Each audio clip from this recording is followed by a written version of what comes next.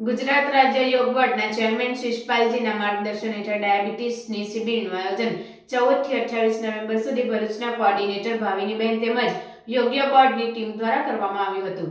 70 થી 80 સાધકોએ આ શિબિરમાં ખૂબ જ ઉત્સાહપૂર્વક ભાગ લીધો હતો।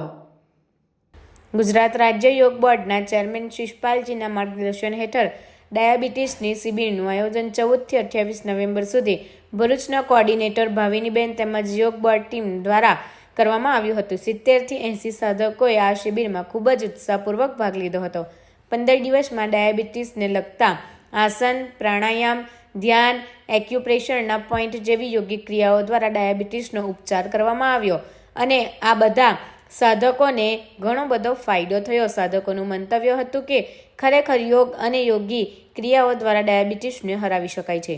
યોગ બોર્ડ દ્વારા ડાયાબિટીસની બુક તેમજ રોજે ડાયાબિટીસને લગતા જ્યુસ આપવામાં આવ્યા હતા તેમજ આ કેમ્પમાં ડાયાબિટીસના એક્સપર્ટને બોલાવવામાં આવ્યા હતા।